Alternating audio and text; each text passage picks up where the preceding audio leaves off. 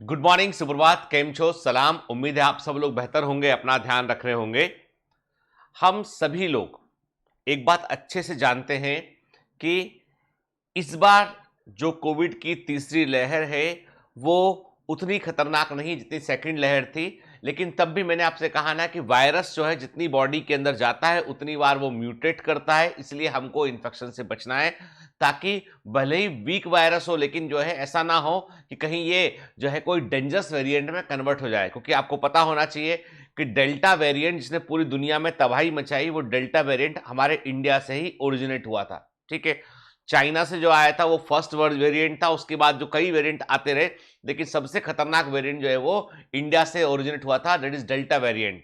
तो इसीलिए हम सभी को जो है इस बात का ध्यान रखना है कि हमें कोविड नहीं होना चाहिए। यदि हो भी जाता है तो घर में अपने आप को जो है वो आइसोलेट रखिए, दूसरों से दूर रहिए, ताकि इन्फेक्शन और आगे लोगों को ना फैले। कारण उसके पीछे ये है कि जितनी बॉडी से वायरस गुजरेगा उतना अधिक उससे संभावनाएं होंगी, उसको उतना अधिक उसके लिए पॉसिबिलिटी होगी कि वो अपने आप को मल्टीप्लाई करे। उसके लिए एक अपॉर्चुनिटी होगी, हम ऐसा बोल सकते हैं, नॉट पॉसिबिलिटी, अपॉर्चुनिटी होगी कि अपने आप को वो मल्टीप्लाई करे। और वैसे में यदि कोई म्यूटेशन उसमें हो गया तो फिर वो दिक्कत वाला काम हो सकता है। ठीक है ना, हम सब चाहते हैं कि जल्दी से जल्दी पैंडेमिक खत्म हो और जिंदगी नॉर्मल हो। खैर, तो ये तो बात हो गई कोविड से रिलेटेड। कल वह नहीं कहा था तो आज कह दिया है, भैया अलर्ट रहो, सावधान रहो। और जो है जिनको वैक्सीन नहीं लगी है वो वैक्सीन लगवा लें। अभी मैं देख रहा था आज सुबह की न्यूज़ में कि एक कोई सिंगर थी, पॉपुलर सिंगर है वो 57 ईयर की कोई सिंगर थी। वो एंटी वैक्स कम्युनिटी को बिलोंग करती थी।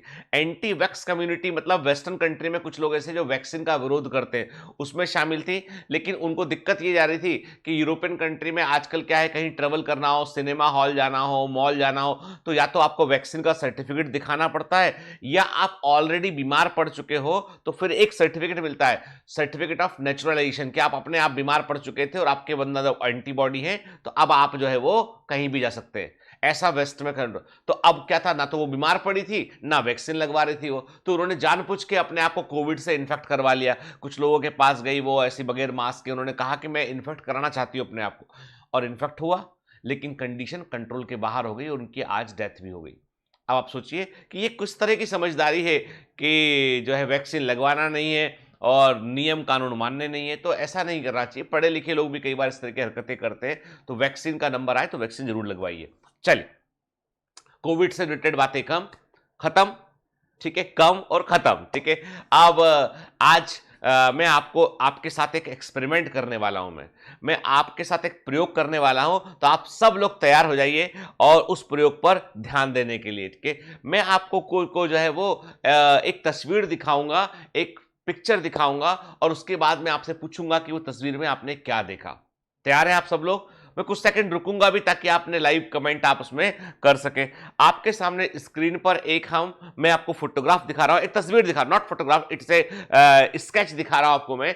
इस स्केच को गौर से देखिए और बताइए कि ये स्केच ओल्ड लेडी का है या यंग लेडी का है। इस स्केच को गौर से देखिए और बताइए कि ये स्केच ओल्ड लेडी का है या यंग लेडी का है।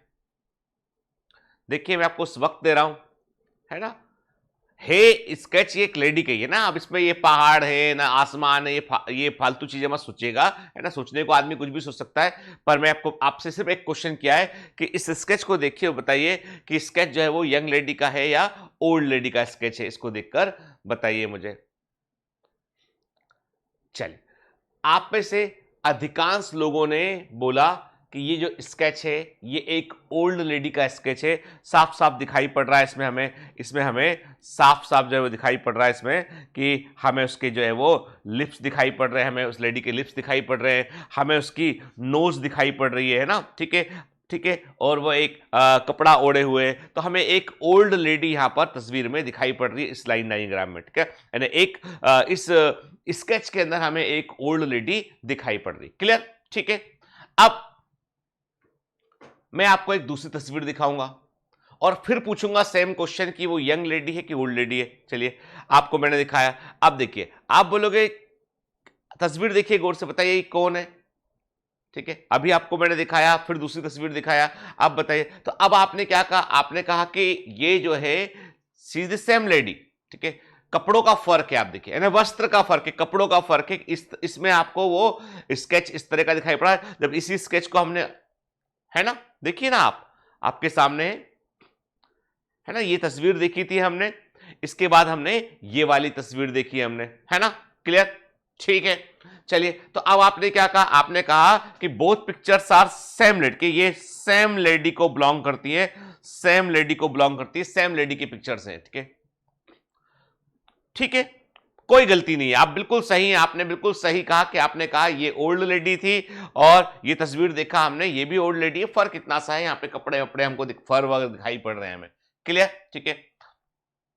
अब मैं आपको एक और तस्वीर दिखाऊंगा, उस तस्वीर को भी गौर से देखिएगा, इस तस्वीर को गौर से देखिए, बताइए कि ये तस्वीर जो है वो यंग लेडी की है या ओल्ड लेडी की है, ठीक है, एक वृद्ध महिला की है या यंग महिला, जवान महिला की है, बताइए, यंग लेडी की है कि ओल्ड लेडी की है। आपने झट से कहा कि अरे सर, ये तस्वीर तो जो है एक यंग लेडी की तस्वीर है, साफ साफ दिखाई पड़ रहा है, हमें उसकी नोज दिखाई पड़ रही है, हमें चिन दिखाई पड़ रही है, ठीक है ना, गले का हार दिखाई पड़ रहा है, हमने देखा, आपने देखा, आपने कहा कि हाँ सर, ये तस्वीर तो एक यंग लेडी की तस्वीर है, उसमें उसकी नोज दिखाई पड़ रही है, आईज दिखाई पड़ रही है, हमें आईब्रो दिखाई पड़ रही है, देखिए आप के नोज, चिन दिखाई पड़ रहा है ना, तो आपने कहा ये एक यंग लेडी का तस्वीर है, क्लियर, कोई संदेह नहीं, बिल्कुल सही है, आप सभी लोग एकदम सही हैं। चलिए, एक तस्वीर में आपको और दिखाता हूं, अब बताइए ये तस्वीर किसका है, यंग लेडी का है कि ओल्ड लेडी का है, ठीक है, विथ रिस्पेक्ट टू कौन सी तस्वीर, इसको देखा आपने, यंग लेडी का तस्वीर था, मैंने आपको फिर दिखाया, बताइए ये तस्वीर किसका है, यंग लेडी का है कि ओल्ड लेडी का है। अब आप बोले अरे सर, ये तो वही वाला आ गया, ये तो वही वाला स्केच आ गया जो पहले दिखाया था आपने, इस स्केच में अब की बार हमें कुछ और दिखाई पड़ रहा है, हमें इसकी नोज दिखाई पड़ रही है, चिन दिखाई पड़ रही है, आईब्रो दिखाई पड़ रही है, और हमें लग रहा है कि ये एक फैशनेबल यंग लेडी है जिसने बड़े अच्छे से कपड़े पहन रखे सलीके से, ठीक है। सोचिए, ये वही तस्वीर है जब मैंने आपको ओल्ड लेडी दिखाई थी और मैंने कहा था कि इसको दिखाया मैंने आपको, फिर मैंने आपको इसको दिखाया, आपने कहा सेम है सर, आपने कहा कि ये सेम है, ठीक है, फिर मैंने इसको दिखाया और इसको दिखाया तो भी आपने कहा ये सेम है, ठीक है। अब ये क्यों, ऐसा कैसे, दरअसल ये एक एक्सपेरिमेंट है जो जनरली मैनेजमेंट इंस्टीट्यूट करते हैं अपने बच्चों के साथ में। इंडिया के अंदर जितने भी आईआईएम हैं उसमें एक ना एक बार ये एक्सरसाइज करवाई जाती है। इंडिया के अंदर जितने भी इंडियन इंस्टीट्यूट ऑफ मैनेजमेंट है वहां पर एक ना एक बार ये एक्सरसाइज करवाई जाती है। इवन हार्वर्ड के अंदर, स्टैनफोर्ड यूनिवर्सिटी के अंदर, दुनिया के टॉप की यूनिवर्सिटी के अंदर जो है ये आपको बतलाया जाता है कि आप इन तस्वीरों को देखें। अब देखो कैसे करवाते हैं एक्सरसाइज। वो क्लास में मान लो 50 बच्चे, अब यहां तो देखो वीडियो था इसलिए मैंने आपको दोनों तस्वीरें एक साथ दिखाई मैंने आपको। जनरली क्या करते हैं ये लोग, ये क्लास में 25 लोगों को, जो ये वाली तस्वीर के ये 25 लोगों को, यानी क्लास में मान लो 50 लोग हैं तो 25 लोगों को ये वाली तस्वीर देते हैं देखने के लिए, ठीक है। उसके बाद रिमेनिंग 25 को ये वाली तस्वीर देते हैं देखने के लिए और बोलते हैं इन तस्वीरों को गौर से देख लीजिए आप। 25 स्टूडेंट इधर है, 25 इधर है। ओल्ड लेडी वाली तस्वीर दी इन्होंने, उसको स्केच दिया और यंग लेडी वाला स्केच दिया, और इन दोनों को जो है वो क्या करते हैं, इन दोनों ग्रुप को बोलते हैं आप तस्वीरों को गौर से देख लीजिए। 25 लोग इस तस्वीर को गौर से देखते हैं और 25 लोग इस तस्वीर को गौर से देखते हैं। इसके बाद ये लोग बोर्ड पर डिस्प्ले करते हैं इस तस्वीर को और पूछते हैं अलग अलग ग्रुप से, पूछते कि तुमको ये क्या दिखाई पड़ रहा है। तो जिस ग्रुप ने ओल्ड लेडी की तस्वीर देखी होती है वो बोलता है इसमें ओल्ड लेडी दिखाई पड़ रही है मुझे, इसमें मुझे ओल्ड लेडी दिखाई पड़ रही है। और जिस ग्रुप ने यंग लेडी की तस्वीर देखी होती है वो बोलता है इसमें यंग लेडी दिखाई पड़ रही है। दोनों तस्वीरें सेम है। दोनों ग्रुप बोलते हैं नहीं, उनमें विवाद आता है कि नहीं भाई ये ओल्ड लेडी है, वो बोलता नहीं ये यंग लेडी है। दोनों ग्रुप कहते नहीं नहीं ये तो ओल्ड लेडी है, पहले दूसरा ग्रुप कहता नहीं ये यंग लेडी है के। तो दरअसल होता यह है कि वो कहते हैं, फिर वो बतलाते हैं कि बोथ आर राइट, आप दोनों सही हैं। इसमें आपको यंग लेडी, ओल्ड लेडी, यानी जिसने जो है ये तस्वीर देखी, जिसने ये पहले चित्र ये वाला देखा उसको इसमें ओल्ड लेडी ही दिखाई पड़ेगी। जिसने पहले ये चित्र देखा उसको इसमें ओल्ड लेडी ही दिखाई पड़ेगी। जिसने पहले ये चित्र देखा उसको इसमें यंग लेडी ही दिखाई पड़ेगी। इसका मतलब ये है कि हमारा पास्ट जो है वो हमारे प्रेजेंट को बड़े पैमाने पर अफेक्ट करता है, क्योंकि आपने जब तस्वीर देखी वो बात आपने देखा, देख के सीखा, वो आपका अनुभव बन गया। आपका एक्सपीरियंस बन गया, आपका पास्ट बन गया। और जब मैंने आपको नई तस्वीर दिखाई तो जिसने ओल्ड लेडी की तस्वीर पहले देखी उसने बोला ये ओल्ड लेडी है, जिसने यंग लेडी की तस्वीर पहले देखी उसने बोला ये यंग लेडी है।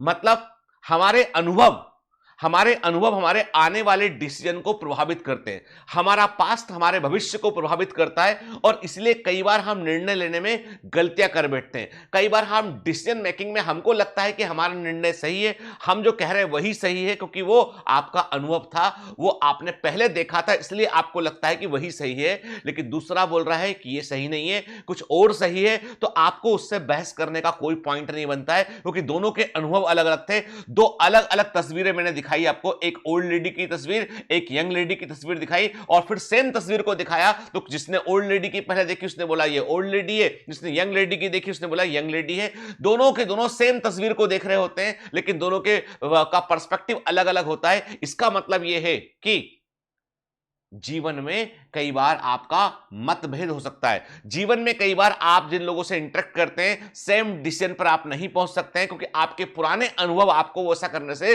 रोक रहे होते हैं। इसलिए जब कभी भी आप लाइफ में निर्णय लेते हैं तो आपको जो है वो सारी पॉसिबिलिटी को देखकर चलना होता है, और आपको जो है वो आप इससे बच नहीं सकते। हालांकि आप अपने अनुभवों की जाल से बाहर नहीं निकल सकते, आपके अनुभव है जो आपका पास्ट है वो आपको जकड़े रहेगा, लेकिन आपको अपने ज्ञान चक्षु अपने जो है वो नॉलेज को ब्रॉड करना पड़ेगा। आपको अपने परसेप्शन लेवल को बढ़ाना पड़ेगा। आपको देखना पड़ेगा कि हाँ भाई चीजों को हम किसी और नजरिए से भी देखें हम, ठीक है। तो इसलिए कोई व्यक्ति यदि आपकी बात को नहीं मानता है, कोई व्यक्ति यदि आपकी बात का विरोध करता है, तो उसको आप जो है अपना दुश्मन बिल्कुल ना माने। आप इतना ही माने आप कि इसके अनुभवों के अनुसार परिणाम ये है, मेरे अनुभव के अनुसार परिणाम ये है। परिणाम तो सेम ही है, लेकिन इसके और मेरे अनुभव अलग अलग हैं, इसके और मेरे बयां करने एक्सप्रेस करने के वे में अंतर है। इसलिए लोगों को जज करना बंद कर दीजिए, लोगों को जो है वो अच्छा या बुरा बोलना बंद कर दीजिए। अब बुरा देखो, किसी को मार रहा है, अपराध कर रहा है, क्राइम कर रहा है, तो वो तो बुरा है, उसमें कोई दो राय नहीं है, ठीक है। वो भले ही कितना तर्क दे, किसी का बुरा होता है, किसी इंसान के जान को, माल को और उसके बौद्धिक संपदा को, कोई भी चीज को यदि हानि पहुंचती है तो वो राइट हमको नहीं है। लेकिन हम ऐसे कहते हैं ना, कुछ लोग जो है बड़े जहर बुझे होते हैं, हर जगह नेगेटिव सोचते हैं, तो आपको जज नहीं कर, हो सकता है उनका जिंदगी का पास्ट वैसा रहा हो, ठीक है, इसलिए वो वैसा सोचते हैं। मैं देखता हूं कि हम लोगों को बायोमेंटर्स में कई सारे कमेंट मिलते हैं। कुछ बच्चे बोलते हैं सर आप लालची हो, आप ऐसे हो, आप ग्रीडी हो, आप ये कर रहे हो, आप इतने बच्चों को पढ़ा रहे हो, इतने भाई इतना इतना कमाते होगे, इतना कैलकुलेट करके मैं इतना कमाते होगे, ऐसा करते होगे, मतलब कि धंधा मचा। ऐसे बहुत बहुत से बच्चे ऐसे भी कम करते हैं, यूट्यूब में लिखते हैं। हालांकि अभी सिस्टम में तो कम हो गया है सब कुछ बायोमेंटर्स के ऐप में आने पर, लेकिन लिखा करते थे, लिखते हैं। ये चूंकि उनके अनुभव है कि उनके साथ बहुत बुरा हुआ, उनके साथ शुरू में लोगों ने ऐसा किया, तो वो उसको एक तो अनुभव, और दूसरा फिर उसके चलते वो खुद भी वैसा करने लगे। तो वो जो आपके अनुभव है, जो आप कर रहे हैं, प्रैक्टिस कर रहे हैं, वही आपको दूसरे में रिफ्लेक्ट होता दिखाई पड़ेगा। कई लोग कहते हैं सर आप बहुत अच्छा कर रहे हैं, आप जो है जो जिस कॉस्ट में आप जो है वो बच्चों को क्वालिटी, एक होता है कम कॉस्ट और कम क्वालिटी, एक होता है कम कॉस्ट और एंड जो है वो बेस्ट क्वालिटी। आप वहां पर काम कर रहे हैं, बहुत सारे बच्चों का भला हो रहा है। जम्मू कश्मीर के बहुत बच्चे फोन करके बोलते हैं सर हमको तो जो है ये बायोमेंटर्स का बहुत बड़ा सहारा है हमको। तो उनकी चूंकि उनको लगता है कि ये चीज बेहतर है, चूंकि वो अपने अपने पर्सनल परसेप्शन है। इसलिए कभी भी है ना, मैं कभी बुरा बोलने वालों का बुरा नहीं मानता। मैं जब कभी कोई कहता है सब ये प्रॉब्लम है आपके सिस्टम में, तो मैं उसको अपनी टीम को बोलता हूं देखो ये प्रॉब्लम बोली बच्चे ने, देखो जेन्यून है कि नहीं है। जेन्यून है तो हमको बच्चे के लिए करना चाहिए कुछ, ठीक है ना। और सच बात तो ये है कि हम कर आपके लिए रहे हैं, आपका ही ऑर्गेनाइजेशन है पूरा। तो वही वाली बात है कि मैं आपको कहता हूं कि जिंदगी में मैं एक बात हमेशा आपसे कहता हूं, जज करना बंद कर, लोगों को तोलना बंद कर दीजिए कि वो अच्छा है, भारी है, बुरा है, तोलना बंद। आप सिर्फ कंपेयर करना बंद कर दो, तोलना बंद कर दो। आप जिसको मानते हो से मानते हो, जो आपके दिल में है वो करते रहो, आप जरूर सफलता मिलेगी। तो कैसा लगा एक्सपेरिमेंट बताइएगा जरूर। मिलते हैं कल। All the best, bye bye.